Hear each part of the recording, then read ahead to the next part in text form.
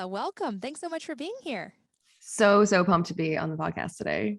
Well, I got to meet you recently and knew immediately I had to have you on this podcast. And we're going to talk a lot about some fun fitness stuff. But before we do, I have a note in my show notes that you were a biochemist for 3 years. And I didn't actually know this. So talk a little bit about that. Yeah, I know a lot of people actually don't know that. I feel like I've lived like very many lives. Someone was telling me the other day, and I'm like, yeah, I definitely think I have. Yeah, so I actually went to school for biological chemistry. That was my main thing at first. And when I graduated, I actually was working at Brown University and we were studying different compounds to make to help with prostate cancer. And then I shifted gears and I started working at this place called Genzyme, where I was creating a compound called Faberzyme for this rare genetic disorder. So I was like a hazmat suit in type of thing. And that was like a big part of my life for the longest time, was just working lab coat and goggles kind of behind the scenes, which is kind of interesting. And then I realized that I felt like I could create a bigger impact if I was actually more hands-on with people and not like on the lab coat and goggles behind the scenes type of thing. Did the biochemistry influence your fitness outlook at all? Or do you feel like you had a different perspective because of your background in that?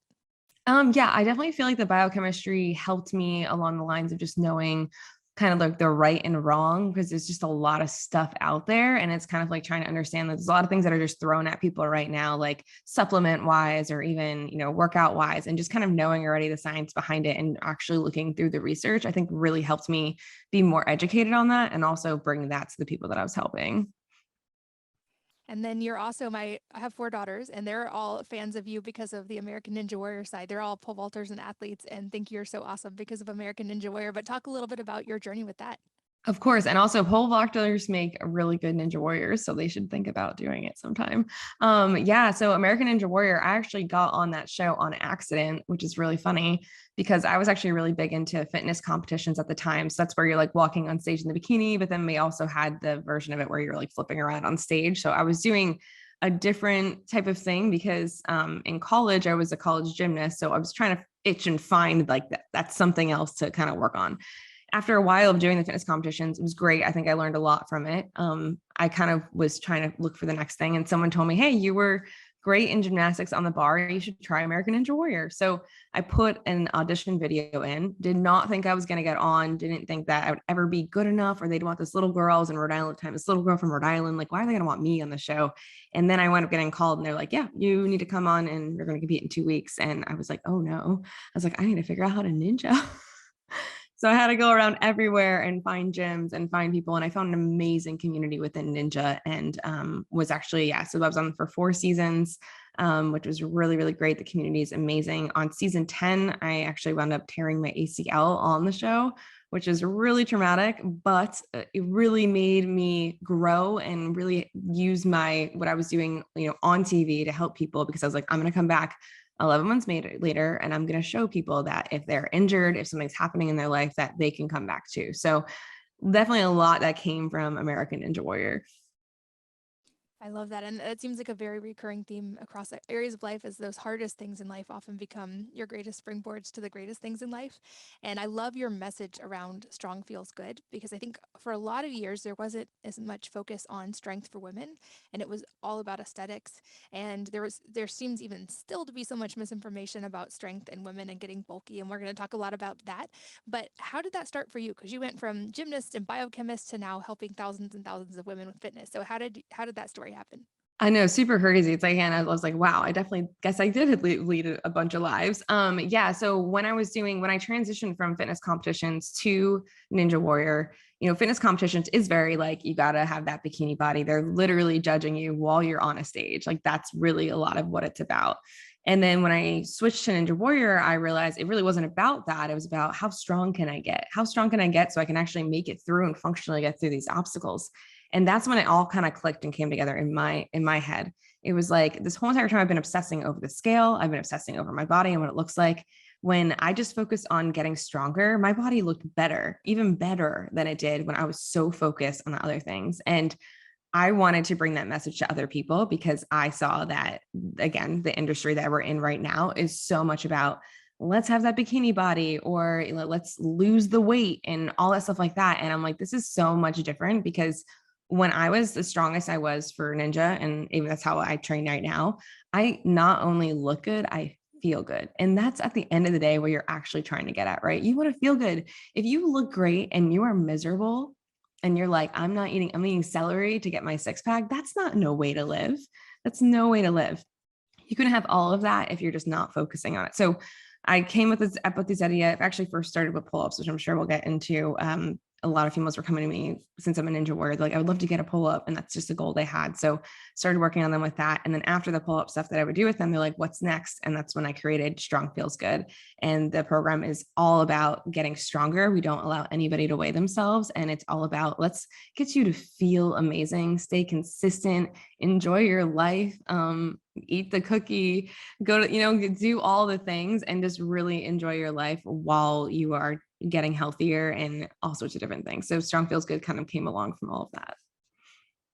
And I love it because that shift in perspective toward strength and nourishing the body and fueling it, it ironically, you get to eat so much more and you have so much more freedom, but also that feeling, that intangible feeling is key. And I think so many women, for me at least, have fallen victim of that kind of diet cycle where you're tired and you're lethargic and you're deprived and you have a bad relationship with food. For me personally, my journey was when I was still struggling with Hashimoto's, noticing my daughter see me look at myself in the mirror one day and see her register that I was looking critically at myself. And it probably never occurred to her to look at herself that way. And that was that moment for me of whatever it takes, I'm going to change this paradigm because I don't want to pass this on. And then even more recently, I've had a realization where she's now 13 and she was trying to stay really small and she wasn't eating a lot and she wanted to wear like tiny shoes. And it like hit me in the face one day of like, oh, I've been trying to be small for the last 2 years. And so then I got to shift my attitude again. And now, like to your point, it's not about losing the weight, which is terrible languaging anyway, because no one wants to lose anything, but it's how strong can I get? And the number I care about is how much weight can I pick up off the ground, not what's the number on the scale. And it was a slow shift, but the mental freedom of being in this place is amazing. And there's so many directions we can go with this, but I think to start, like, let's talk about pull-ups because I don't want to lose time for this. And this one still eludes me. Like I can lift almost 350 pounds and I can grip strength 150 pounds, and I still have trouble with the pull-up. So let's talk about women and upper body strength. Oh, absolutely. And I love what you just said that because I actually just made a video on that not too long ago about how a bunch of my friends are really great at lifting heavy. And when they do jump on the bar, they just can't do it. They're struggling. And I'm like, you are strong. You do have the muscles that work to do this. So yeah, I feel like pull-ups are, and I'm sure a lot of people listening on here are probably thinking this, like, yeah, that's been my goal. So many people I talk to, like, what's your goal in the gym? I would love to just get a pull-up, just one pull-up. They always say that. And I was like, why not? And they're like, I just don't think I'm ever going to be able to do that. It's like you look at that bar and you're like, this is impossible. Like, how am I going to get my entire body to pull my weight up? I definitely do feel like women are stronger in their legs most of the time. It's so funny because for me, it's like completely opposite, but most females are very strong in their legs. So they'll do a lot of the leg days and stuff like that. And then upper body, I think that a lot of times they probably don't do it as much because it's harder. And then we tend to kind of like go towards the things that are a little bit easier, right? When we're like in the gym. So I really wanted to create an experience for people where I would take them through step by step. And it wasn't like, let's just do these 4 drills you see everywhere online and let's break it all down. Let's break everything down. Let's go back to the beginning. Like number one, like, can you just hang on the bar? Just hang on the bar, get comfortable, chill out, hang on it, move around. And then working on different things like mobility, stability, and strength in order to get it. So I feel like what happens a lot of times is everybody always wants to go from the bottom to the top, which it's like, okay, I get it. And that's like anywhere in life, right? You want to skip all the in between. So we try and celebrate the little wins and celebrate the in between. Like, why don't you celebrate like getting that slight bend in your elbow when you jump up there? That should be exciting for you, right? And then you keep practicing, right? And then maybe you get a little bit more of the bend in the elbow and they're like, oh, celebrate that. It doesn't have to be about the bottom of the top. The in between is just as important. So we really break down everything in the program so you're celebrating all those little steps and those little wins that you're showing up and doing something that's hard, right? This is hard. This is doing hard things. Once you do accomplish it, which we will accomplish it as long as you stick through and you stay consistent. Everything's going to change, and it's not going to just be about the pull-up anymore. It's going to be like, wow, I was able to stick through, get this skill. What else is possible for me in my life? Or maybe I can do 2 pull-ups now. Or maybe like all of a sudden you're like, I'm going to try and, use a kettlebell. Like maybe things change and you're like, wow, there's so many things that I didn't realize that I could do. So I feel like I'm so passionate about specifically because it's that one thing that all those female, especially females, are like, I'm never going to get it. And breaking it down and again and changing your mindset into it doesn't have to be from the bottom of the top. Let's just show up. Let's get that slight bend in that elbow. It's going to relate so much to your life that you're going to be like, wait, what? This whole thing is basically my life journey in a pull up in a skill. I love that. And even the baby steps, like you said, there's so much cool research. And I've heard from various physical therapists on this podcast that even just hanging for a few minutes a day, it doesn't have to be consecutive, but if you can work up to just hanging for 3 minutes total per day, that does so much for your shoulder mobility and your posture and your spine. And that's just hanging. And that's an awesome baby step. And like I've seen a difference in my shoulders and how I feel just from learning to hang better. But, and obviously there's going to be a progression and every body is different, but how long on average do you think it's reasonable to expect to go from like, okay, I can now just hang on a bar to now I can do a pull up? Absolutely. And this is a question I always get. It's like, how long is it going to take me? How long is it going to take me to do my pull up?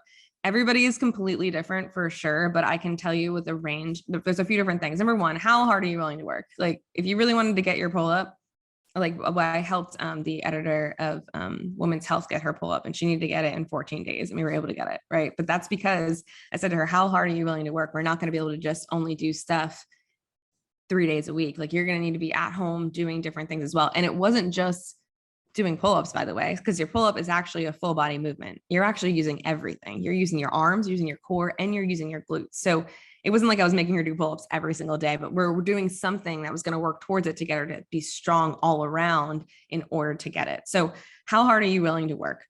And you need to be consistent with it. So you can't just go in there and be like, I'm just going to do a pull-up once a week. That's probably going to take you, like, that might take you the year or two. You can't go in there and be like, I'm just going to hop on the assisted band, which I'm not a huge fan of the assisted band, honestly. Like, everyone's throwing, like, their trainers are throwing people on the assisted band. It's a great tool.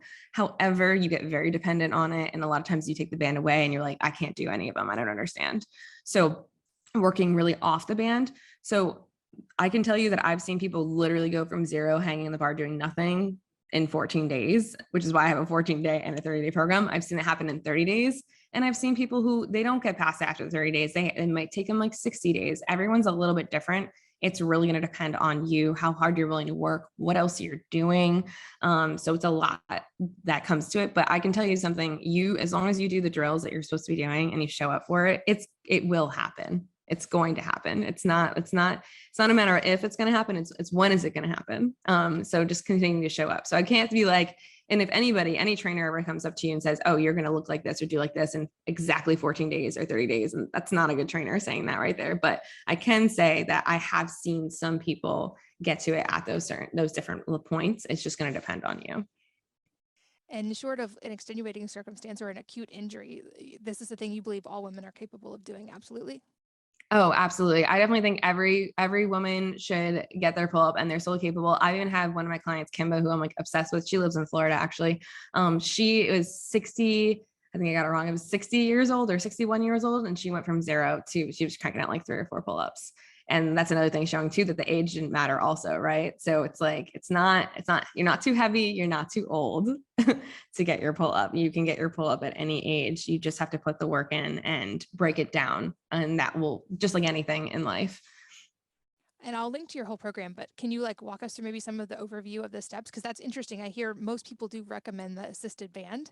And I found like those at least feel good because then I'm getting the motion of getting my face above the bar.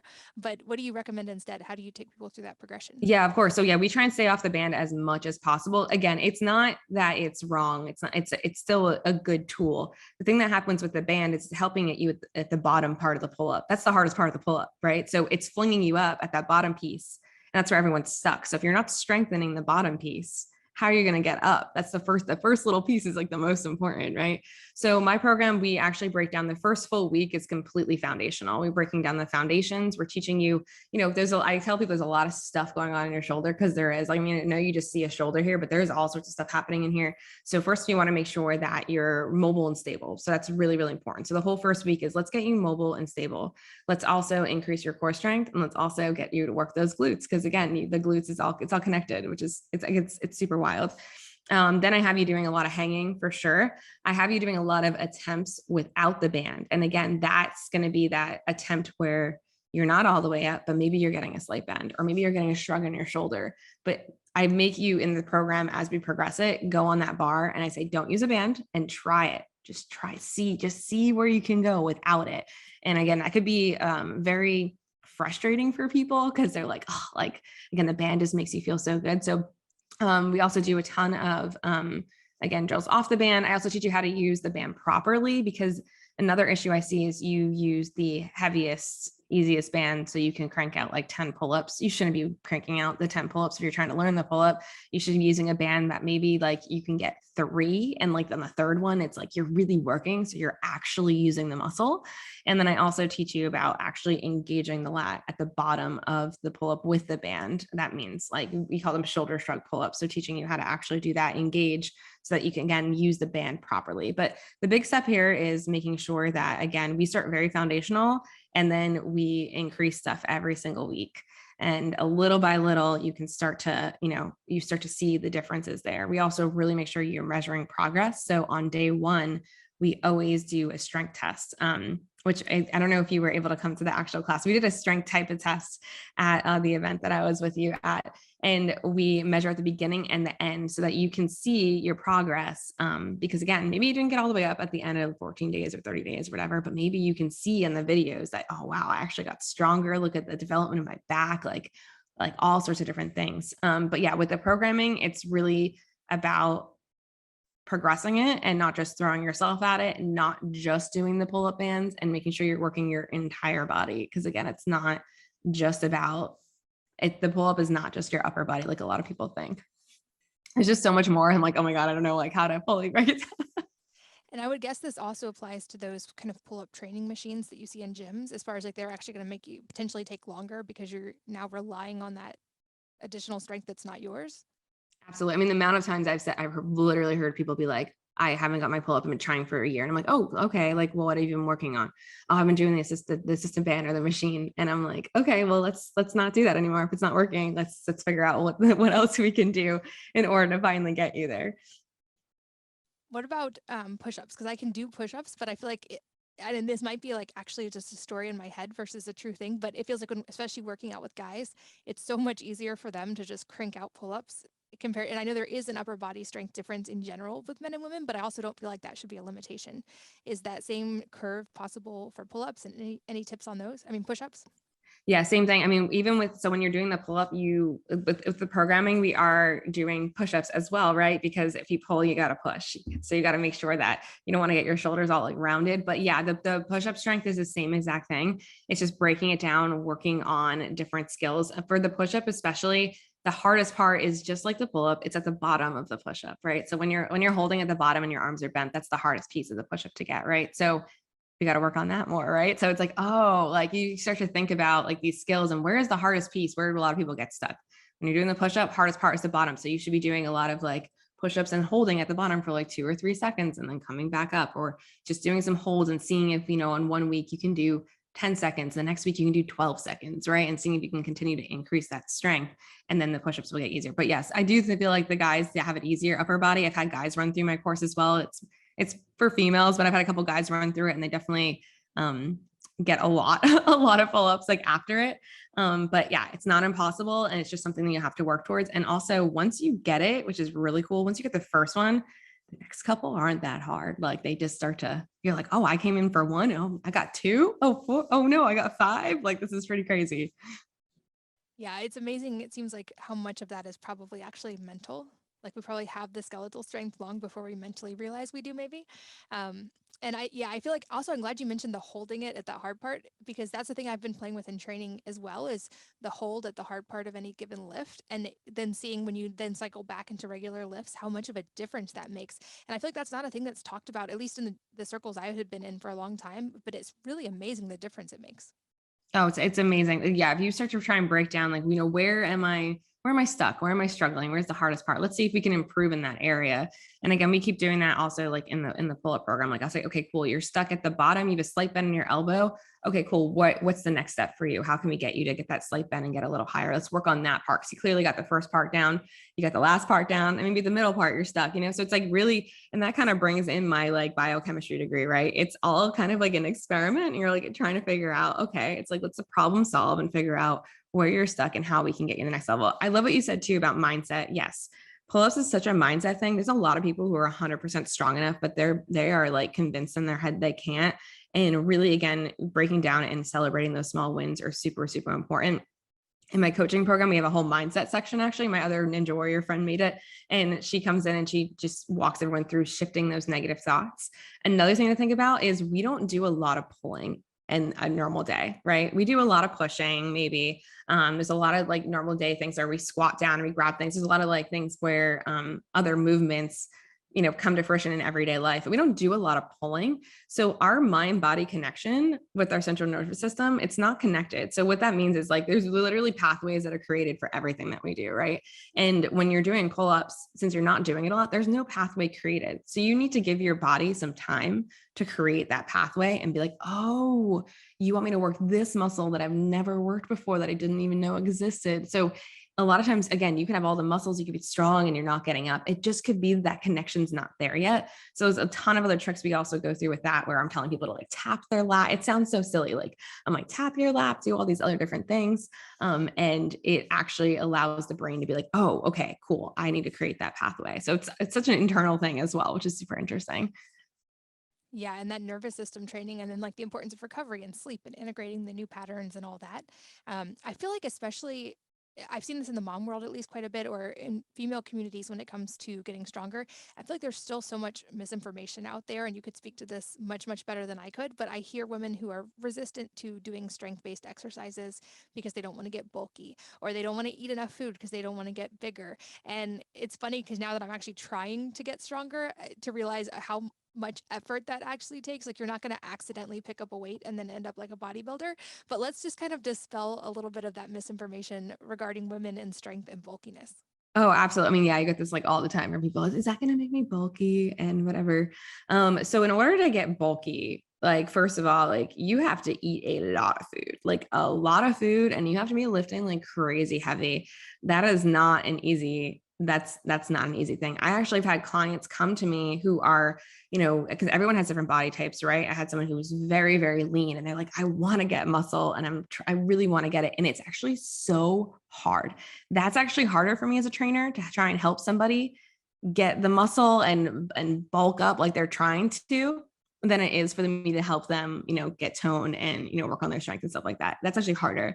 So when you're thinking about getting bulky, that means you have to eat a ton, like a ton, lots of food. You'll be lifting pretty heavy. We also have to go back to like body types. Everyone has different body types also. So, I mean, you have to also just really be, I feel like really accept like whatever that body type is that you have, because again, everybody is so different. But if you are thinking about that you're going to get bulky from this kind of stuff, that's definitely just, it's not going to happen. And I hate when I hear that all the time. And I also want them to come back to their power and their strength. What's interesting for me is I actually always had muscle growing up. That was like my body type that I had. And I got made fun of so, so much. So it's so funny now. I was talking to somebody else on a different podcast the other day, and it was like we were talking about how like we grew up muscular and everyone told us how wrong that was and how we were manly and like we didn't look good or whatever. And now I had people who come up to me like when I was out at South by this weekend and they're like, your arms, I would love to have your body. And it's like so confusing when you're in your brain, because you're like, wow, as a kid, you told me this is like not what you wanted my body to look like. Now people are like, oh, I like the way your body looks like. So I always come back to also being like, really love your body too at every state that it is. Love what you have, love your uniqueness. I know it's so hard for people because people are always saying things, but really love it at any state, even if like you're on whatever journey that you're on. Yeah, I've talked about that, the mindset piece of that before, and how when I was trying to work through the Hashimoto's and like having trouble losing weight, I had that story in my head of like, oh, if only I was this size, then I would be happier, then I would love my body. And ironically, it was when I learned to love and accept where I was that my body like caught up to where my mind wanted to be without this struggle. And now I'm like, you can't punish yourself into the size you want. You can't shame or deprive yourself into being the size and shape you want. Like you've got to start from that place of love. And then ironically, it gets way more fun to do all the things that are going to lead to that thing you thought you wanted in the first place. But it also seems like a lot of women are either under eating or under eating certain nutrients. And this was a thing I didn't notice till I really started tracking. Like I had been in that diet deprivation mindset for so long. And when I actually started tracking, I was like, oh my gosh, I'm eating like 1,000 to 1,200 calories a day. And that's actually harmful. And I had to consciously learn to like almost reverse diet and eat enough. And it seems like a common theme that there's a lot, I think we're making strides in breaking it down, but women especially are afraid to eat enough protein or afraid to actually nourish their bodies enough. Are you seeing that as well? Oh man, yeah. I mean, again, more people are coming into me that they're overtraining and under eating than any. Like this is it's so interesting because you would think that people come in and it's completely opposite. Like they're overeating and they're not working out enough. It's a lot of people are coming to me and they're completely overtraining. They're doing a ton of cardio. They're doing all this, basically everything they could possibly do, and then they're eating like nothing. And they've taken like all the carbs out of there. They're like, oh, can't eat carbs. Carbs like scare them. And again, I feel bad because it's not their fault. It's not their fault when they come into me and they're saying these things. This is just something that's been programmed into everyone's brain because they haven't been educated on things. And that's why I really with the pull-up program, with the workout program, I really believe in like educating. Let me teach you why you're doing what you're doing so that you will understand it and you can figure out for your body what's going to work. But yeah, I feel like so many people are not eating enough. It's really hard. And it's hard for them to, again, be like, oh, I have to eat, like carbs are fine, like carbs are good, like you should actually be having that. And when people were like very stuck on that 1,200 calorie diet, that was like a big thing for a while with advertising. That is not enough at all, especially if you're working out and that you are in your training. So I think really trying to come back and be like, okay, cool, why are we doing this? Why do we need nutrients? Why does this happen? Our body needs that to build muscle, right? Muscle burns fat, which is what everybody wants to do. You need to eat, you need to recover, you need especially the recovery. The recovery is just as important as your workout, if not more important than the workout. And yeah, it's super interesting for people to be like, get freaked out about, okay, I'm going to tell you to work out less and I'm going to tell you to eat like way more. And just trust me. And I always tell people, just trust me, like, just trust me, whatever you've been doing right now, like, has it been working? And they'll be like, no. Okay, cool. So why not try something else? Like, what else do you have to lose to try something a little bit different? And see what happens. And if that doesn't work, okay, cool. Then we figure it out. But like, it's definitely like, you have to trust. And if something you've been doing over and over again, it's not working, if you don't feel well, there's definitely some kind of change you need to make. And it is such a mindset shift. I didn't even fully, even though I logically understood it and I had read the studies, I didn't fully believe it till I actually saw it play out in my own body of like, oh, actually not eating enough will keep you from your fitness goals just as much as eating too much, if not more so, I would say. And for me, like actually consciously eating enough protein and micronutrients was a drastic change. And so now I look at, like, I don't care about calories in really at all. I'm looking at the most nutrients possible in whatever given volume of food I'm going to eat. And like, how can I most nourish my body? And that shift from like that deprivation mindset to that abundance mindset has been huge. Yeah, like what are these things doing for you, right? It's like, that carbs are actually going to be giving you that energy, right? The energy is, you want that energy. So you need to have that, knowing that the vegetables are going to be giving you that fiber, which is super important for digestion and all those different vitamins that are going to keep you living longer, keeping your skin looking good, like all that stuff like that. So yeah, knowing the education, each piece of those, like you said, nutrient, like that's what I do now. Like everyone's like, can you show me what you eat in a day? Everybody, I feel like I get that all the time. First of all, I'm not going to because everyone's so different.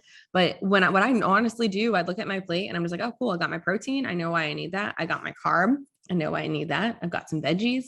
I've got some good fat, maybe like an avocado or something like that. That's literally what I do. Like if so people are like, what do you eat in a day? I'm literally just make sure every time I look at my plate that I have those things because I know what they're going to do for me. I know that they're going to give me that more energy and they're working for me. And you also mentioned overtraining. I think there's a lot of myths about how much we actually need to move and work out. And I'm a big fan of move all the time. Like we should be active as humans and moving through our environment. But when it comes to actually working out to get the most benefit, this is a thing I think is especially relevant for all the moms listening, is like time can be very much a limiting factor. And I think we have this idea that we need to be at the gym maybe for hours a day to achieve what we want. And so I'd love to talk about almost like a minimum effective dose for women of like, what are those triggers? What are the minimums that we need to do to work into our routine that actually turn on these triggers for maintaining lean muscle, which we know improves longevity and reduces all cause mortality and all the things we want as we get older. Yeah, absolutely. Again, you have to figure out what's going to work with your schedule because clearly, like, it's you could have one trainer come in and be like, okay, you need to work out 5 days a week, do all this stuff. But if you have, kids and work and stuff like that, that is like so hard sometimes. So I think just figuring out a couple of days where you can get some movement in and being really effective with whatever that training is. So you can really get an awesome workout within 20 minutes. And I've honestly done that. I teach stuff on women's health all the time. The classes are not an hour. Like, and my training myself is not an hour at all. I get in, I get effective, and then I get out.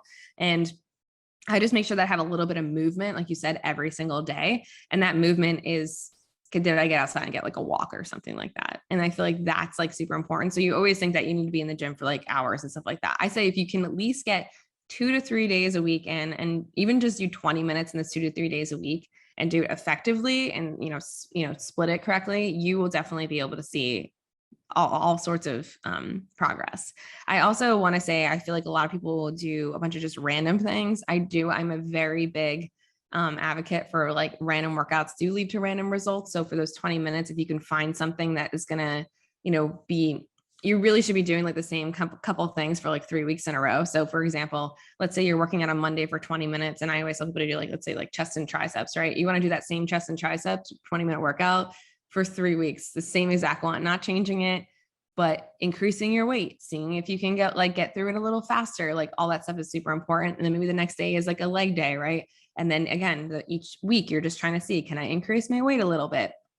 So everybody wants all the fancy, smanchy, like different stuff all the time, but it's these basic things that if you can do them and do them really well and get them done in like 20 minutes, like you're going to see a ton of results and way more than you may think. And yeah, I feel like a lot of people are like, I just don't have time. I don't know. You can make the time. And another thing I've told my clients before, but even my own workouts that I give them with Strong Feels Good vegan workouts, I'm like, hey, if you can't do the entire workout that I gave you, no problem. You have 20 minutes, set a timer for 20 minutes, just set a timer for 20 minutes and just see what happens, see where it goes. And when the timer's off, you stop, no big deal, but you still then got something in. It's kind of like shifting out of that all or nothing mindset. I feel like, which a lot of people have. And we'll put links in the show notes for you guys listening, because you have a lot of workouts that can be done at home. So if like the gym itself is a limiting factor, there's so much you can do in your home environment. I've been on a personal journey with lifting heavier weights just because I know how good I feel when I do that. And I'd love to just talk a little bit more about like the strength myths when it comes to women, because I'm lifting like relatively heavy, like over 2 times my body weight, and I'm definitely getting less bulky, not more bulky. But I just feel like that's such a 80/20. There's such a huge payoff in less time. Like you don't have to, like you said, go lift. It would actually be counterproductive to go lift heavy weights for an hour. You can do it in so much less time and you're getting so much benefit. But just maybe like let's dispel any remaining myths about women shouldn't be lifting weights. Oh yeah, I mean, definitely, yeah, definitely living that, especially as a lot of women are becoming menopausal. I have a lot of menopausal women in my Strong Feels Good program right now. And yeah, lifting the heavier weights is actually going to be really beneficial for you. And it's going to seem a little weird sometimes when you lift heavier, you're obviously going to have to kind of rest a little longer in between them, which is going to feel a little weird. Like you're going to be like, okay, cool, I'm going to slowly work my way up to my heaviest weight right now. And then that heaviest weight, I want you to rest like 2 minutes in between it. And you're like, wait, what? Like rest? And I'm like, yes, actually rest. The rest is super important in the middle of this.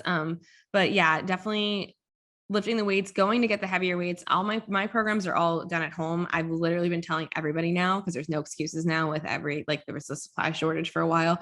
I was like, you don't have excuses anymore. You guys can go to Facebook Marketplace or you can go online and you can go get the heavier weights now. Like it's time for you to try and challenge yourself a little bit more. And it doesn't need to seem overwhelming. You don't need to be like, oh, I got to lift crazy heavy right now and do all this stuff. Like work your way up towards it. But you want to be challenged. Your body wants to feel challenged. If you're just kind of like lifting the stuff and just like throwing it around, again, it's good that you're moving, but like it's time for you to maybe go up and increase your weight a little bit. Yeah, and I'm glad you brought up the rest aspect as well, because I think that's the other thing that it's less common, but it's easier to get in that more is better mindset and like, oh, I'm just going to do a bunch more. I'm going to do them without stopping or whatever. And I know there's science around this that you could explain better than I can, but that break, that 2 to 3 minutes is, I think, the cutoff. Like that's the sweet spot, at least in between heavy lifting sets. And without that, you actually don't get as much benefit. Can you explain that? Yeah, so it's actually really important for you to take those rests, especially when you're trying to challenge yourself with your weight, because well, main thing honestly is that you're going to be able to perform that better, and that you're going to be able to keep the form, perform better and stuff like that. I also love what you said with more isn't better. my coach always told me more isn't better, better is better. And it's so important to know that, because when I'm seeing people just throw around their body and doing all this crazy stuff, I'm like, let's slow it down. Let's understand what we're working and things like that. And actually right now, I'm not exactly sure when this podcast is coming up, but I have a core program. That's where a lot of my stuff started. It's core revolution program. It all goes back to basics and really, again, understanding your body. And it's only takes like maybe 15 to 20 minutes a day or whatever to do it. But it's just like with the lifting, it's like we are slowing it down.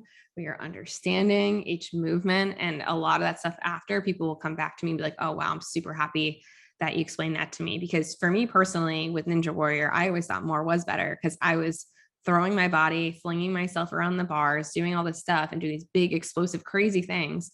And then I tore my ACL, not really because of my knee, but because I didn't have a strong foundation and I didn't do those simpler things. I didn't really focus on, again, the basics that were really going to help me become the athlete I wanted to become, or, have the body that I wanted. So just bringing everybody back, and it's like, let's just take it back for a second. I think it's really important. And a friend of mine, Naval Ravikant, he talks a lot about the benefits of compounding. And most people understand this in the terms of finances and compound interest and compound investing.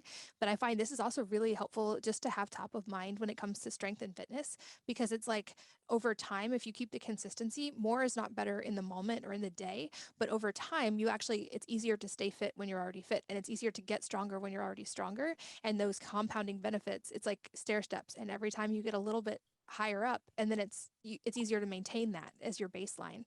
I think the issue is people want it like all now. Like they're like, I want it now, now, now. And I get that with everything, right? We all want it now. And another thing in the workouts we did when we were at the event is you incorporated sprints, which I love, because this is another thing I feel like isn't as common with women. And it's amazing how many benefits there are to sprints without having to do a lot. It's another, like, more is not better. You don't need to go do 100 really hard sprints to get the benefit. And at least the studies I've seen, it's actually a pretty small number of sprints at pretty intense effort lead to really amazing results. So talk about sprints, because this is something all of us can go do wherever we Oh are. yeah, I'm obsessed with sprints. Actually, yeah, in my Strong Feels Good programs, I have them, like, especially with a month 20 something, they have their sprinting 2 times a week, no matter what. And it's not a lot. What I normally do for the sprints personally is I would do a 15-minute sprint. And what I do is I can either find a spot on the track or I find a spot outside. And you really should try and do it outside. You can do it on the treadmill. You can do it on treadmill, but I do prefer people to try and go outside so they can really get the full effect of what the sprint is supposed to do for your body. And we normally sprint for like 30 seconds on, like, as fast as you can. Or again, maybe it's you're on the track and you're just sprinting the straight as fast as you can. And then you just walk the corner, and then you just keep doing that for 15 minutes. Or again, you only need to do for 15 minutes. You can do it for like 10 minutes or whatever it might be. But what's so good about sprints is you are using your entire body. You're using your arms, you're using your core, you're pushing through your legs. And if you see a sprinter's body, like in the Olympics and stuff like that, I mean, they have an amazing, like, look at their bodies. They have amazing body musculature everywhere. And for me, my friends were always like, how did you get your legs and your butt to look like they do right now? And I'm like, honestly, I sprinted. It was really just the sprints, hill sprints, regular sprints, all stuff like that. And again, I know sprints also can seem very intimidating. So you might be listening to this and being like, oh my goodness, sprints, just start somewhere. And it doesn't have to be like an all out sprint. So I always tell my clients, they start at like 50% in their sprint, like start at 50%, like, and then each time, see if you can go a little bit more. And that last one, go all out and go as fast as you can. But yeah, if you're consistent with those, like 2 days a week, I mean, for my body personally, I saw such amazing results, and it's good for everything that you do. If you're trying to work towards the sprints and you're still having like maybe issues with, and you're just not sure, another great thing that you can do is step ups. Step ups are great for the glute, and they're basically simulating the same exact thing as a sprint. So like get a box or use your couch or something like that, put your foot on it, step up, knee drive up, use your arms and come back down. So I'll have my clients do that if they're like really like, oh, I can't get outside, or like, I don't know, like, I'm nervous about this. They'll do that instead, and they'll do the same type of thing. They'll do like 20 seconds or 30 seconds on, they'll take a minute break, and then I have them do it again and repeat. That's a great tip. And I loved when I started learning about sprints, because it's like biomechanically turn on a switch, which leads to more lean muscle mass without doing a lot of them. And I remember growing up kind of in the culture where everybody was doing like 3 mile runs and all these things. And when I learned about sprints, I was like, this is awesome. Because I've always said, like, I don't love running and I really don't love distance running. So when I was like, oh, we can actually do way less of this and get more benefit, I'm 100% in for that. Yeah, running's great. Also, it can become addicting in a way, which I feel like I've had a lot of clients who just like don't want to stop. Like they're running a lot. And that's, again, if your goal is like you got to do a marathon, whatever, I get it. You're probably gonna have to run a little bit more, but be careful of just being like, I'm just gonna run, I'm just gonna run, I'm just gonna run, because it does kind of like beat away at your body a decent amount if you're doing it a lot. And you'll see that a lot, which is why you need to pair it with strength training or sprinting and stuff like that. There's a lot that goes into that. But yeah, definitely being careful about just being like, I'm just gonna run, I'm just gonna run, I'm just gonna run, because at the end of the day, that's not, you won't see that all the results that you want by just doing that. Yeah, and especially like you said, if running is the goal, that's one thing. But if the goal is actual like strength and fitness, you can get there with doing a lot less running, which to me was great news. And to your point as well, if you look at a sprinter's body in the Olympics versus a marathoner's body, I'm like, if I had to choose, I want sprinter's body, and also I can do less to get there. That's awesome. I'm 100% in for that. So you can find the fine balance of them both, right? And you're gonna, if everyone always asks, just like you were saying, how, like, how long is it going to help me to get my pull up or cardio? How much cardio should I do? I get that one all the time. And again, it's going to depend on you. For me personally, when I was doing 3 days a week of steady state running and then 2 days of sprints, I was all my muscle was disappearing. I couldn't hold on to anything. So for me, okay, cool. That was my experiment. I got to move this around a little bit. I take out one or two of those steady states and are going to move the sprints around. Right. So really being like noticing that with your body, it's going to depend on you and what works best for you, and how your body reacts to these things that you're doing. So for people who are like somewhat time constricted, because moms, that's a big hurdle for a lot of us. What would be the optimal, like if you only have limited time per day, this is the number of times per week. Like as an example, for me right now, I'm able to do 3 strength training workouts per week and usually 2 sprints, and then I'll just do gentle movement, active recovery stuff in between that. But like if time's limiting factor, what should we focus on in a given week? Yeah, I mean, first of all, that's great. Like 3 days a week, 2 sprints, perfect. I mean, I feel like that's like really the ultimate, and you plenty of recovery time and stuff like that. Yeah, I mean, I think even for women, even think of it 2 days a weekend, it could be totally beneficial, and they can maybe put 2 days a week of strength training and then 1 sprint or something like that. Just like you can normally find like 10-15 minutes. I mean, I know it sounds like impossible sometimes to do that, but you can normally kind of maneuver a way to figure out a way to get that in. It might take some time. You might have some trial and error. You might have some times where you book it out and then like it just doesn't work.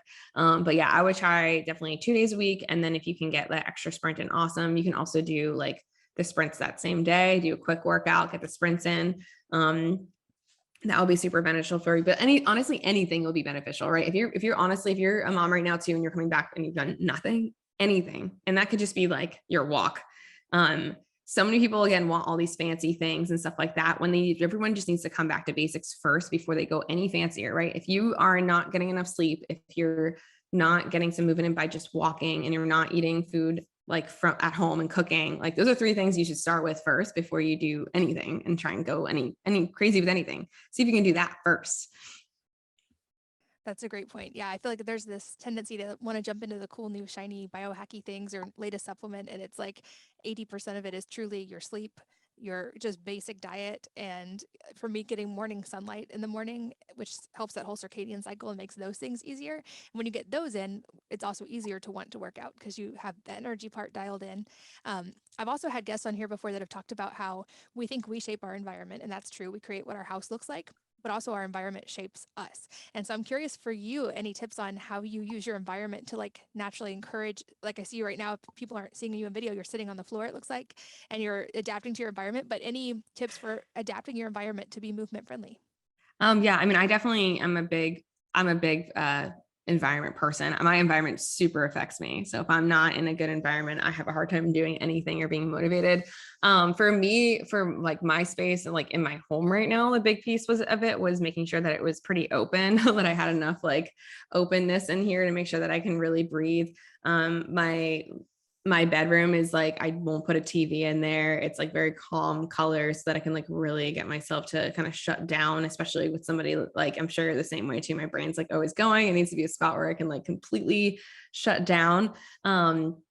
And yeah, I just kind of made my space like very, very inviting, which I didn't really have before. I was living in New York City for a while. I lived in like a closet, and that was like anxious in a box. Like it was just like, how anxious can we get? Like, let's get as anxious as possible, everything being squished in there. So yeah, if you can, really open up your space, and also making sure that environment wise, I have on my list, I have a list of things, and you might have this as well. They're my non-negotiables that I do each day, and I write them on Instagram because it's for me, and also people are getting inspired and they're figuring out their non-negotiables. And one of them is making sure that, I journal, I meditate, I don't look at my phone in the morning, and I, at some point in the day, get outside, like you said, sunlight, some kind of sunlight, to be like that kind of environmental stuff is going to do so much for you.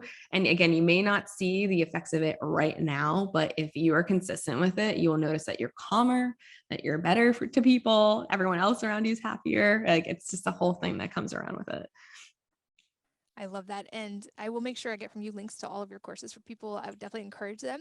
But as we get to the end of our time, a few kind of rapid fire questions I love to ask. The first being, what is for you personally your 80/20 when it comes to health? You talked a little bit about your non-negotiables, but what is your 80/20 things that you think provide the most benefit for the least investment in your own life? Yeah, I feel like the most thing that the biggest thing that I do is making sure that I have the non-negotiables always done no matter what. Like that's like a priority. Like nobody else is allowed to get in my way with that. Which again is like the movement, the journaling, the meditating. I use Headspace for meditation, and I absolutely love it. Like scrolling less and stuff like that. But then also, since I am a very structured person, I also allow myself, this is like that 80/20, right? This is like, let me just make sure that I don't get mad at myself if it doesn't always go my way, right? Maybe I can't wake up and do this whole entire thing in the morning and something gets in the way, and knowing that that's okay. So I think that's my 80/20 is like, let me just be okay if it doesn't actually, like that doesn't happen. Because the whole idea of this is not to stress me out, right? It's like, okay, cool. Couldn't do it in the morning. Something crazy went on. I'll just do it later in the day. No big deal. And then is there a book or a number of books that have had a profound impact on your life? And if so, what are they and why? Yeah, so I make it a point to read every single day. I read like 5 pages, like nothing crazy every day. But man, I've read a ton of different books. One of them I love, Make Your Bed. I thought that was a really good one, which is literally a commencement speech that a general had given about why it's super important to make your bed in the morning and how that sets up your whole entire life for success. It's not just about, I know as a kid, my mom was like, make your bed. And I'm like, oh, like no one's coming in my room. Like, who cares? But it's like so much more than just that. So I really liked Make Your Bed. I really liked The Alchemist. I thought that was a great book because that's a story that kind of brings you into life. So it's not just like telling you things, it's like the story that you're like reading and you're seeing how it unfolds, which I thought was really great.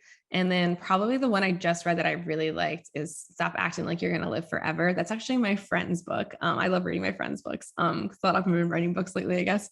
And that one's really cool because it's just like little things that you can do each day to like improve. And it's just little like 2-page things that you can read through. And I love that because it's like I don't have to think as much as I'm reading it.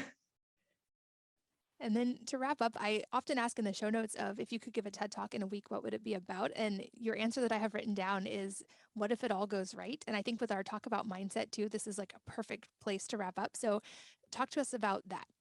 Yeah. So what if it all goes right? Which I guess I'll just put it in the universe. I want to write a book called that. What if it all goes right? And that's because these past couple of years, I've noticed that I've always been thinking in my head, like, it's what's going wrong? What's going to go wrong? This isn't going to work out. That's not going to happen.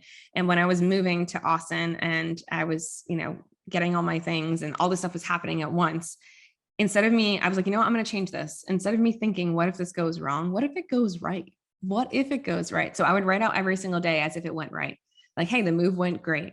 This deal came through. Like, and I wrote out as if it happened. And I wrote that every single day. And I swear it was a game changer. And it's also the sense of, what if it all goes right? Like those things that are going wrong are actually going right for you because they're steering you in the right direction, which you may not see right now. So I think there's such a big picture with that. And that may be, when I tore my ACL, that could have been like, oh, it all went wrong, but it didn't go wrong. It actually all went right. It went exactly where it needed to be for me so that I could be where I am today. So I definitely think that my TED talk would be on that. Well, I do hope you write that book, and we'll have to do another round when you do. But I love your work. I'm so glad we got to meet at the event. I appreciate so much that you're doing for the world, and thank you for your time today. Yeah, thanks so much for having me. And then briefly, where can people find you online? I'll put the links in the show notes, but I know you put out a lot of great inspirational content as well.